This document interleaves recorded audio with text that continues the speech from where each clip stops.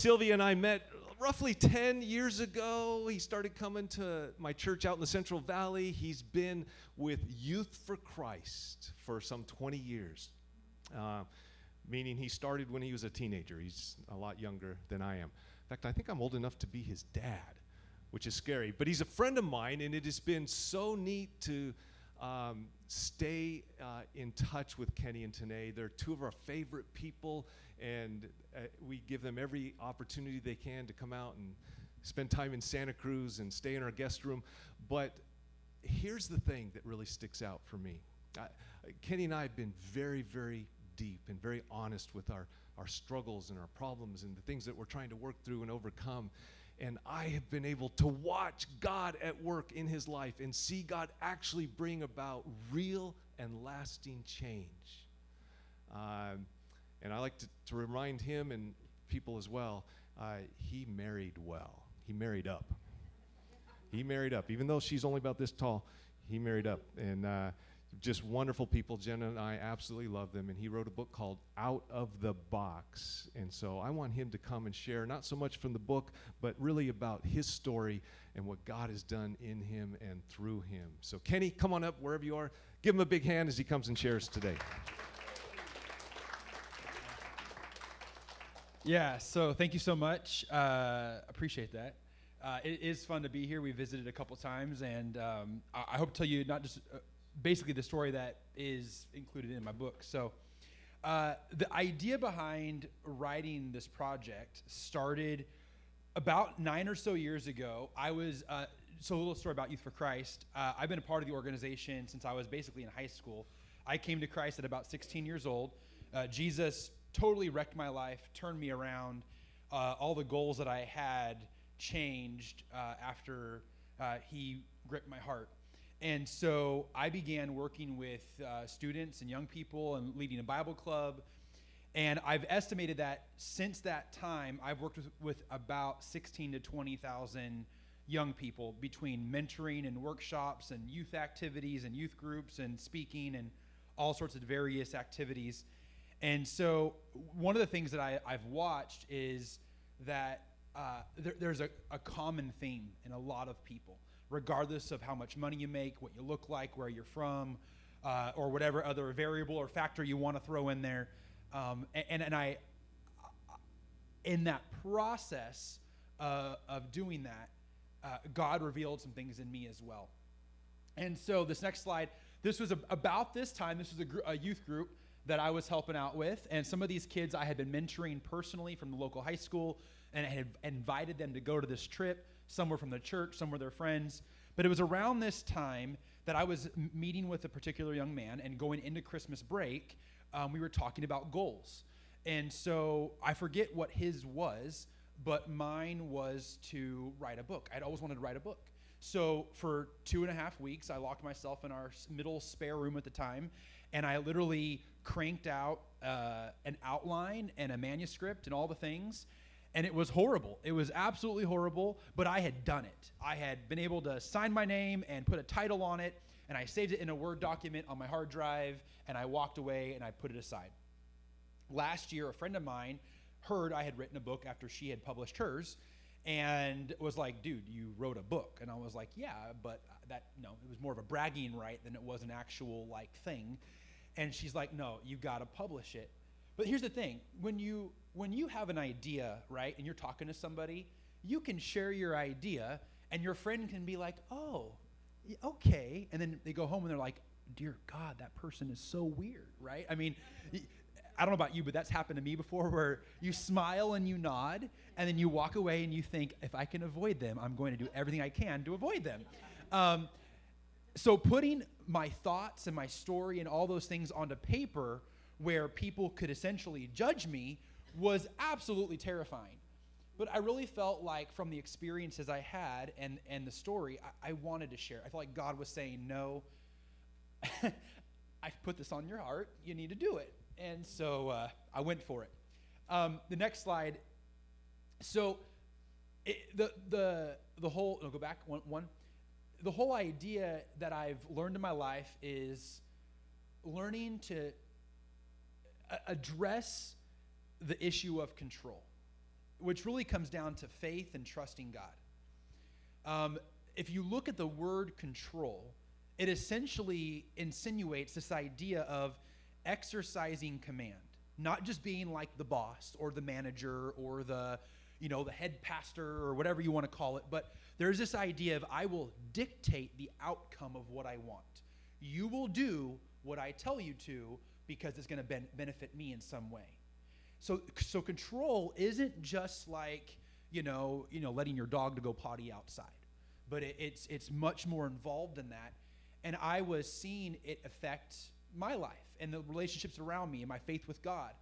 Now, my wonderful wife, when we got married, she had issues. And I don't know if any other husbands in here, if you've married somebody and they had, I'm kidding, it's a joke, all right? The ladies are like, oh, I'm going to pop his tires after this service. Wait and see what we do here in Santa Cruz. Your neck of the woods. So my wife, actually, she's in the back. She read the book, and she was like, was I that awful, really? And I said, no. You don't understand. I had grown up in a home that was so dysfunctional, I was terrified of being married. And I actually, at one point in our dating relationship, I heard God speak to me. And that experience changed how I interacted with God. It changed how I viewed things. And so here I am, I'm married. I'm kind of freaking out. And I forget, we probably fought over something stupid, right? I mean, one of those things where you're like, why was I even mad? I don't even know why I was mad at her. Who knows? But I sat down with a mentor of mine at breakfast one morning, and he basically said, well, I don't think your wife is the problem. And I was like, well, what is it then? He's like, well, I think it's you. And I was like, okay, tell me more. He's like, no, you don't think God is big enough to work in your life and in her life and in your lives together. You don't think God's big enough. And that was the starting point between mentoring that kid and that mentor of mine who had spoken into my life. That was kind of the origin of all of this. This next verse right here is John 10:9-10, and it says, yes, I am the gate. Those who come in through me will be saved. They will come in and go freely and will find good pastures. The thief's purpose is to steal and kill and destroy, and my purpose is to give them a rich and satisfying life. And that word life literally means life right now, life on earth. Living according to God's principles and trusting in him gives you the best possible life right now and forever. And when we try to grip onto control and dictate outcomes in our life, we prevent God from doing that in our lives and having that rich and satisfying life. And that's really a major part of my worldview and my outlook as I tell you more. Go to this next one here. And so I begin in my book talking about this posture of humility. And in my life, I've led varieties of groups. I've talked to varieties of people. And some of the principles that I've learned is to remove your ego out of it. The identity that we all crave, that satisfaction, that acknowledgement, that sense of I see you and I value you, and the applause and the, wow, I'm an author and I wrote a book and you're getting to hear me speak. And that little tingly feelings of how amazing I am, right? That can really feed our ego. And when you have this posture of humility, it is not a sissified weakness. It is not a thing to lower yourself. It's not as simple as let go and let God, which is a nice bumper sticker, by the way. But the reality is to be humble, to practice humility, it requires strength and courage, and there's volition. There's a sense of will to say, I am going to set this down. I'm going to choose to trust God. I'm going to have the faith that he is big enough, and I'm going to let him work his spiritual magic in my life. That is way different than just saying, let go and let God and see it Friday night's Bible study. There's so much more involved in it. But if we can have a posture of humility, and let's read this verse real quick. So humble yourselves under the mighty power of God, and at the right time he will lift you up in honor. Give all your worries and cares to God, for he cares about you. Now here's the thing. That verse 7, we've heard a million times. But it's the first part no one really wants to talk about. Because here's the deal. If we want to let God truly work, we have to humble ourselves. But if we can humble ourselves, and I've learned this, and I'll tell you about this in a little bit here, go to the next slide, then we can see my wife's in the back of the room, so I'm not going to look. There's a bigger picture to be seen. That picture was...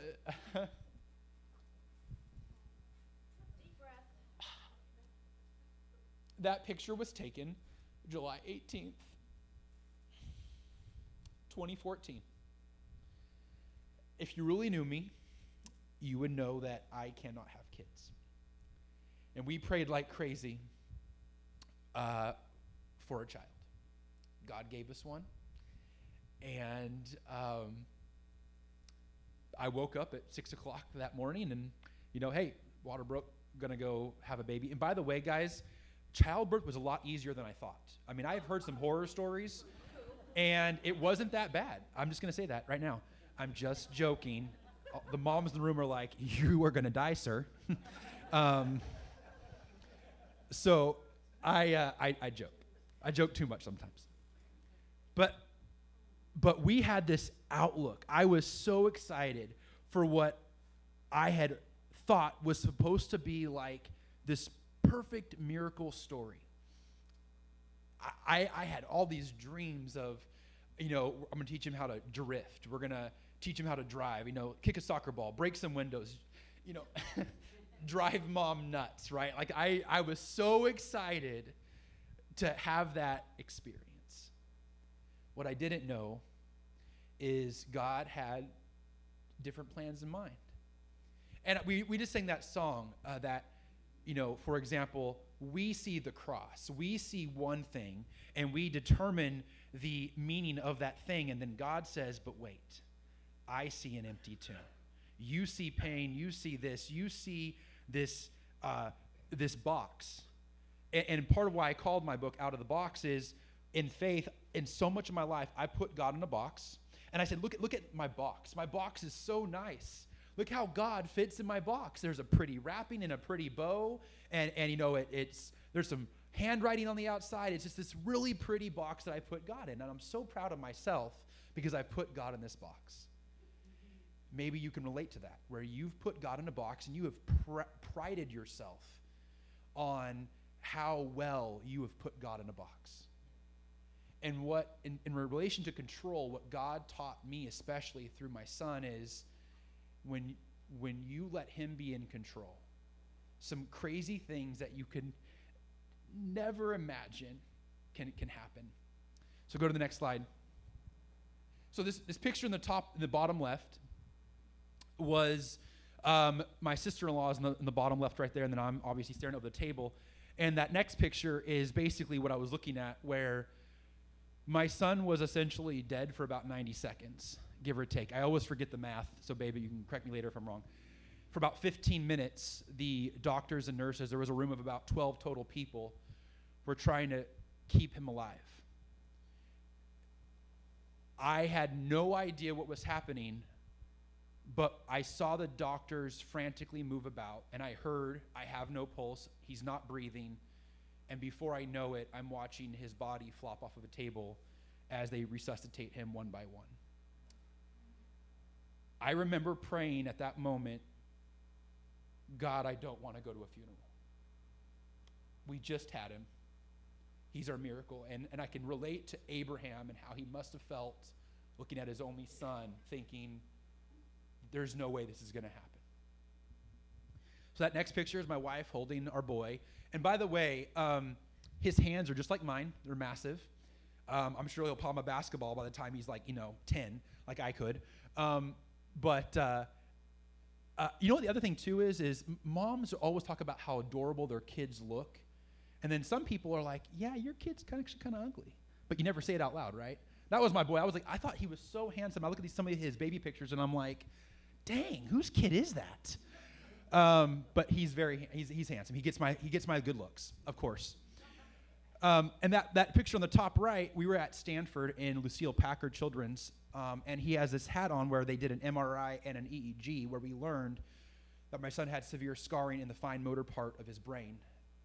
And in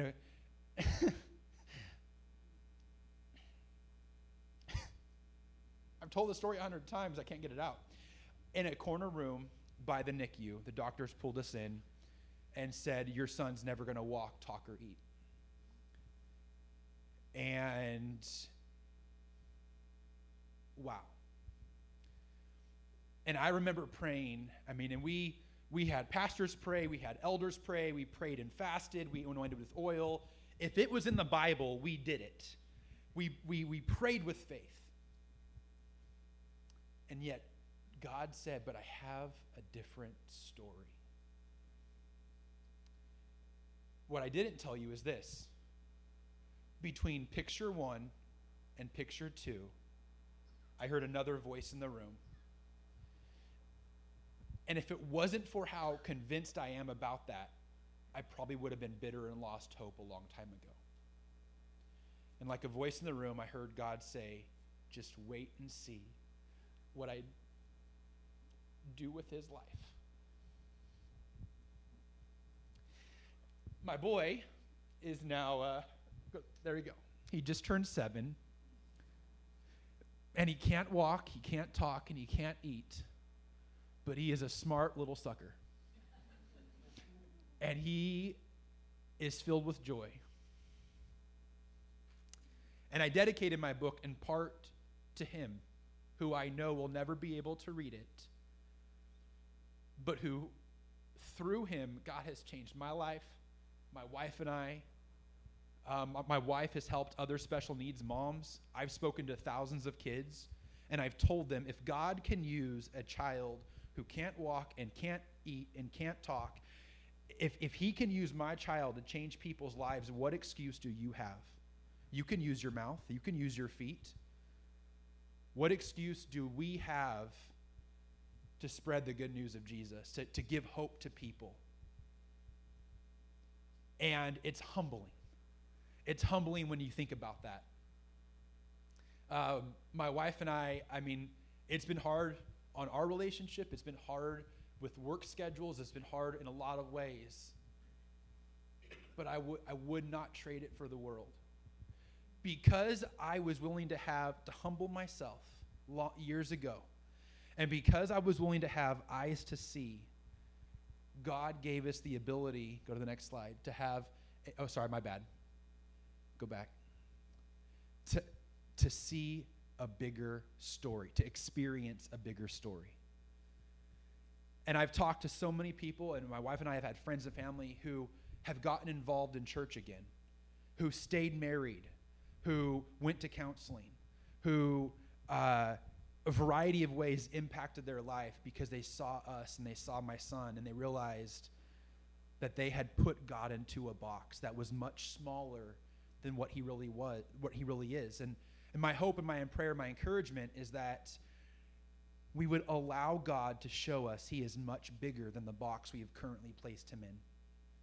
It is natural and normal to want to quantify something that we can't see. And faith is allowing God to be bigger than the box that we think we have right now. Go to the next slide.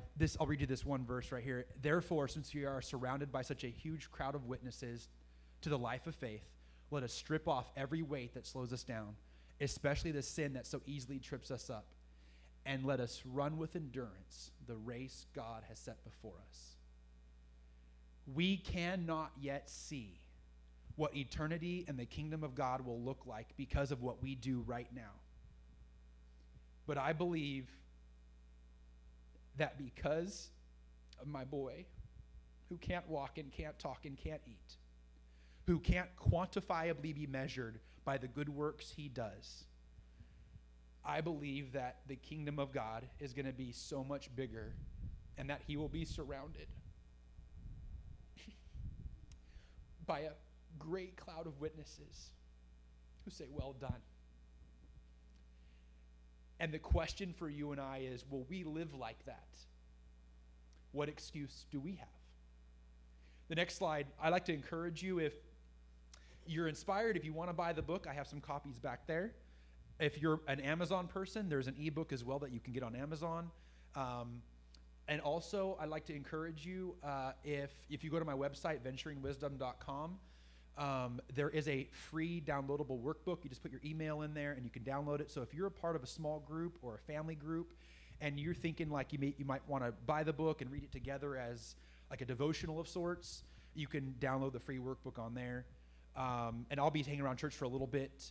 Thank you so much for allowing me to share my story and bearing through the emotion. I haven't eaten, and that's what happens. I don't eat, I get emotional, and it just goes downhill from there. So luckily, we're close to lunch. So thanks.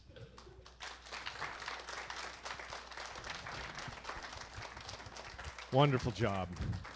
I do encourage you to get one of his books. Kenny, maybe we can just have you out by the table outside afterwards, and he may be famous one day. Get him to sign a book. He's famous now in Boulder Creek. Absolutely. So our next speaker is part of our church family. If you don't know her name, you may have said, you know, the one with the purple hair, the one who sings once in a while up here. Heidi moved into Boulder Creek with her husband, Ryan, right after the fires. And they've had quite a journey. They moved out from Dallas, Texas, and they have been such a blessing to me and to us as a church. And so, Heidi, come on up and share with us today, and we're excited to hear what you have to say.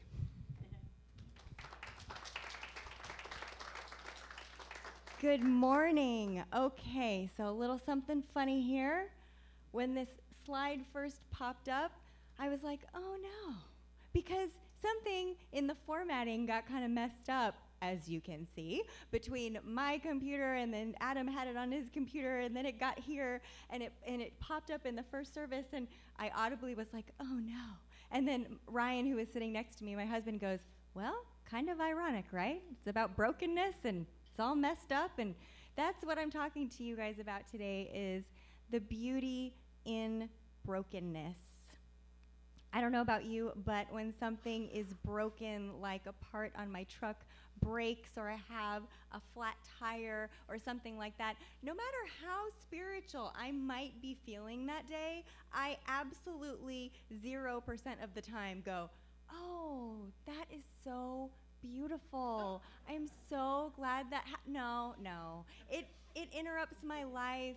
Sometimes it costs me money, probably messes up my schedule for the day. It's not beautiful. In fact, just recently I was hurrying to try to get dinner ready, and I dropped a jar of pasta sauce. Yes, you know, you got tomato sauce and you got glass just like all mixed together on the floor, and I had a cat and 2 dogs that were like determined with all of their kitty and puppy willpower that they were going to walk through this tomato basil glass soup that I had going on, right? Man, it was not beautiful. It was a mess, and it was frustrating. But, and maybe there's somebody in here that can testify that this is true, there is something distinctly different about the brokenness in our lives and in our relationships when God is in the midst of it all. When he's working in the brokenness, when he's healing our brokenness. And so today I just wanted to share a little bit about my story and how God has been showing me how to find the beauty in the brokenness of my life. So I grew up in an alcoholic home where we also had pretty severe, not very well treated mental health issues going on. And so my dad is an alcoholic, and he struggled with debilitating depression my whole life. He was struggling to control his addiction to alcohol. He vowed so many times, more times than I can count, to stop. And looking back, I realized that he must have detoxed over and over and over as he was white-knuckling it and really trying to control this addiction to alcohol. And he made so many promises that this is the last time and I'm quitting forever. And I truly believe that at that time he meant it. He meant those promises, but they were ultimately promises that he just couldn't keep in his own willpower. And back then, it's kind of crazy to think about, but back then my family had zero information about addiction or recovery or alcoholism. We didn't know anything about the 12 steps, didn't know anybody in recovery. And so my dad just really kept trying to stop. He kept trying to do better. He kept trying to be better. And he really just kept failing over and over again. And as a family, we kept trying and we kept failing. We tried to make him stop drinking. We tried to somehow help him or make him overcome the debilitating depression that made it impossible to get out of bed on most days. And we just ultimately were trying to control an uncontrollable situation. And the harder that we tried, honestly, the more frustrating and the more hopeless that it felt for all of us. And I said earlier that we didn't have any information about addiction or recovery from my dad, but we also didn't know that addiction is a family disease. And so what I mean by that is that while my dad was struggling and beating himself up and trying to do better and wondering, why can't I just stop doing this, as he was trying to control that addiction? Why can't I just stop? All the while, we were becoming, as a family, pretty emotionally and relationally sick and dysfunctional, and we were becoming angry and we were frustrated and we were wondering and we were asking, why can't you just stop? Why can't you just stop doing this? And so there was a lot of fighting. There was a lot of fear about finances and a lot of guilt and shaming and blaming and threats of somebody leaving, and I feared that maybe somebody in my family would hurt themselves, and there was just so much fear and anxiety that just kind of lived as a cloud over our house all the time. And here's the thing, we were a Christian family. My dad's brilliant. My dad has his master's degree from Dallas Theological Seminary. We went to church. Y'all, we went to church. We went Sunday morning, and we went Sunday evening, and we went Wednesday evening. And when we went to church, we put on our best church faces and pretended like everything was okay so that people at church wouldn't know that really inside our home and inside our hearts, everything was actually just really falling apart. And so addiction is a family disease, and my family became emotionally, spiritually, relationally sick. And I think looking back that the best way to describe my family growing up is really just to say that we were a broken home. And we usually say broken home when we're talking about divorce specifically. And my parents did divorce ultimately, but for years before the divorce happened, we were just a home of broken people. Each person just doing the best that they could to survive in the midst of disappointing, depressing, hope-stealing brokenness. So, as a kid, in this environment, kind of in the middle of all of the grown-up problems, I really didn't have any ways of processing this, didn't have any tools. And instead of learning how to think and how to relate to people in a healthy way, really what I was learning is all these coping mechanisms to just kind of deal with the dysfunction that was around me. And when you consider the environment that I just described, the unpredictability that comes with addiction and severe depression, the constant fear of not having enough to pay rent, to make ends meet, and the pressure also on top of that to pretend that everything's okay, you can imagine that in this environment, really what I learned is I learned how to relate to other people through this like filter of fear. I learned how, like Ken described too, I learned how to try to control situations and other people the best that I could so that I could feel safe regarding things ever spiraling out of control. And I thought that I had to take care of everyone, kind of excessively taking care of people, because I thought that people were fragile, and maybe they'd even hurt themselves, and it was my job to keep any of that from happening. And it was also my job to keep everything looking okay, like we were these Christians that had it all together, so that nobody at church, nobody at school, nobody in our extended family would know how broken we really were. So I left home at 17, and I moved from Massachusetts, where I grew up, to Texas to attend college. And I was just ready to start a new life, ready to make new friends, fresh start. And ultimately, it just really wasn't a new life, and it really wasn't a fresh start, because I had brought all of those messed up ways of thinking and relating with me. And I was doing the best I could in all my new environments and opportunities and relationships, but the only tools I had in my tool belt were the ones that I gained growing up, right? And I said earlier that all of those were really rooted in fear.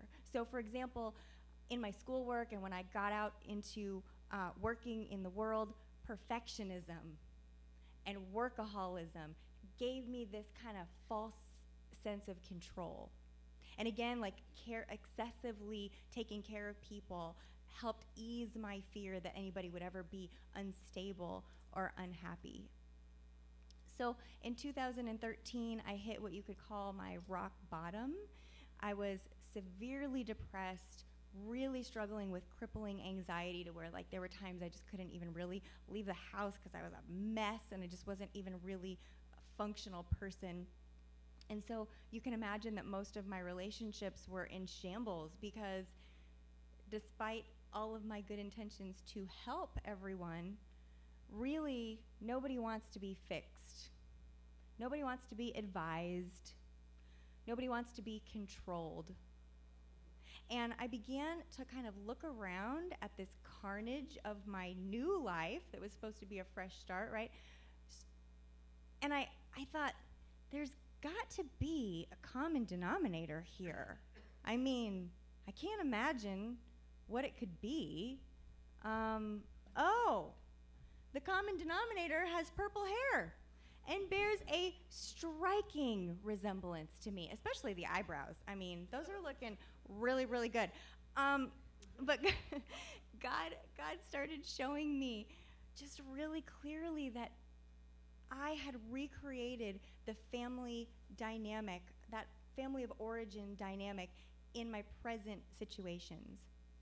And what I mean by that is I had kind of chosen people in my life as friends, bosses, even spiritual leaders who were emotionally, mentally, spiritually just not well.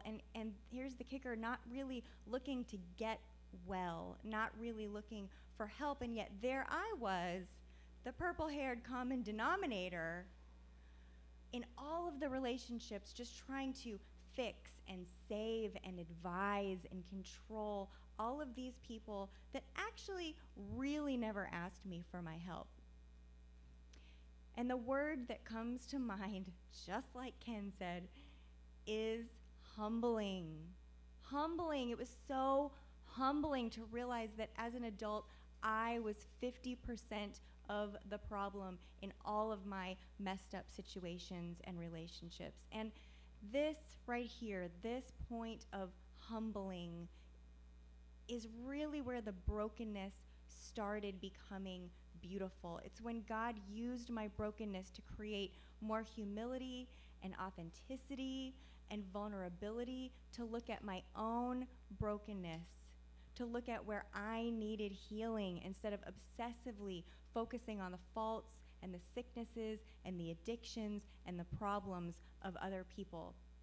And man, I needed God's help with this. I really needed a perspective shift, because throughout my childhood, throughout my young adult life, the brokenness and addiction in my family members, I really allowed to just consume me, to overwhelm me. I worried about them to the extent that when they were a mess, then I was a mess. Oh, but then they were okay, so then I was okay. Oh, but they're a mess again, so now I'm a mess again. And man, It's a roller coaster. And I would find myself thinking pretty obsessively, if only they could stop drinking.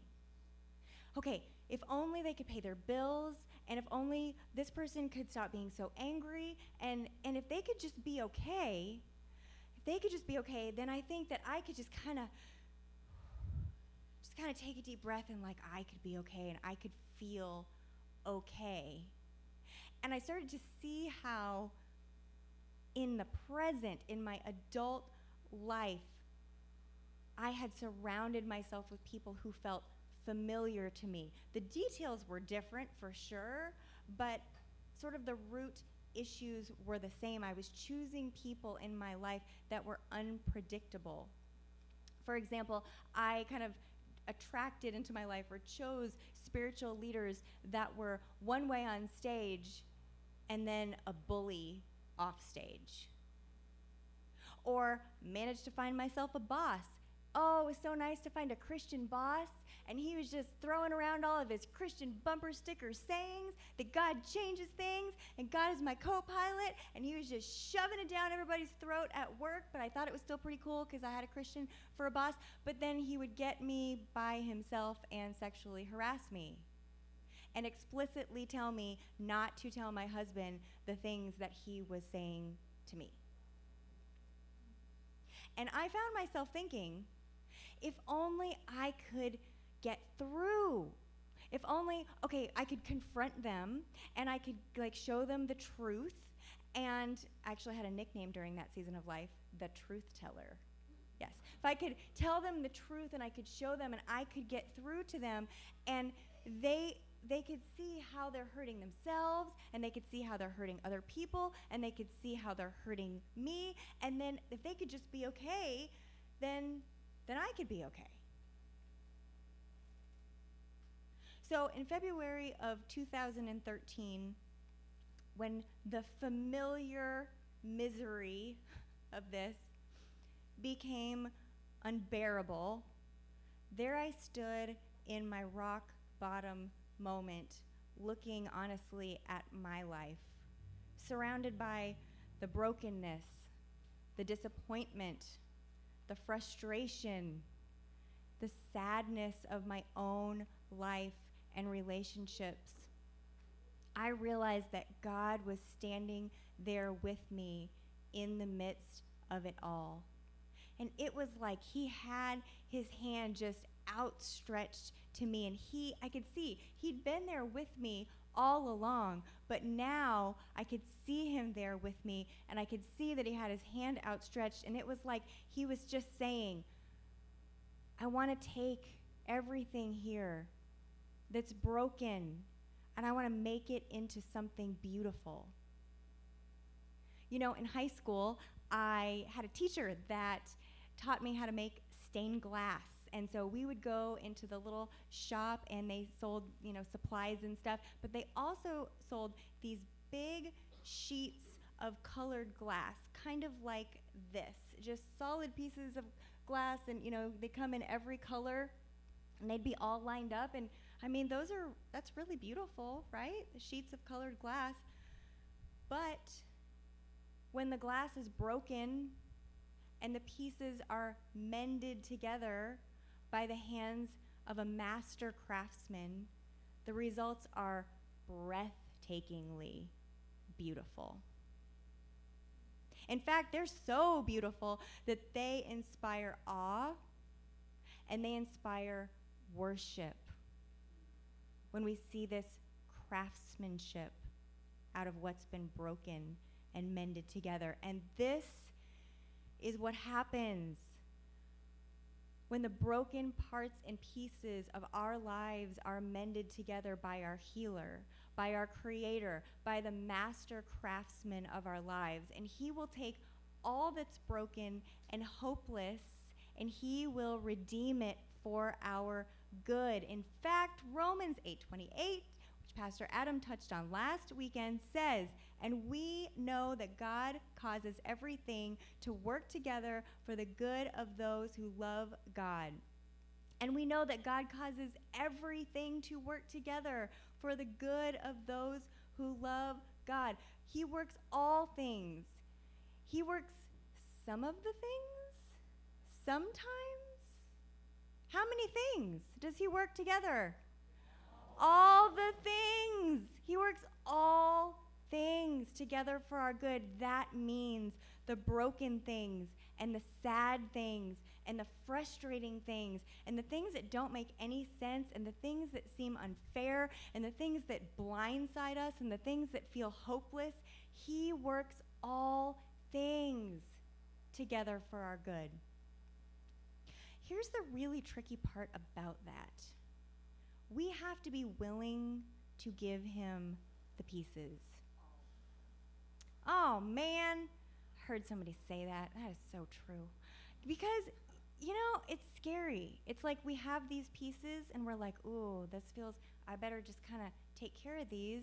And it feels scary to give up those pieces. We've been managing those pieces for a while, haven't we? So for me, what that looked like is calling a counselor and then getting into 12-step recovery for codependency. And really soon after I started my recovery work, God just started showing me these glimpses of how he was turning my brokenness into something beautiful. As I'd be sitting there with my journal doing my recovery work, all of a sudden he would download this song to me, lyrics and melody, and I would just write it down in my journal as fast as I possibly could before I lost it, and then I would sing it into my voice memo on my phone, and that sounds totally disgusting, and no one is ever gonna hear those, but I would just get it down so that I wouldn't lose it, and he was just downloading it to me like that. And I actually had been a singer and a songwriter for years, but these songs felt really different because they were capturing all the hurt and the fear and the struggle and the pain and all of that, but they were also capturing the hope and the healing that God was bringing me in real time every day when he would show up and he would meet me in that recovery work. And so out of all of my brokenness, God was already starting to bring beauty, and he ended up giving me 5 songs. They're kind of rockin' and bluesy and gospel, and there's a lot of guitar that'll just kind of melt your face off. And God helps you write those songs too. And then he gave me a book. And so together the book and the album tell my story of recovery and even a little bit about my dad's story as well. And the project is called Confessions of the Broken, a codependent rock chick's journey from hopelessness to healing. And the book hit #1 bestseller in several recovery-related categories, and I've had the opportunity to share the songs, share my story of recovery across the country in rehab centers, recovery meetings, at conferences, on podcasts, and my favorite, at the House of Blues. That one was pretty fun.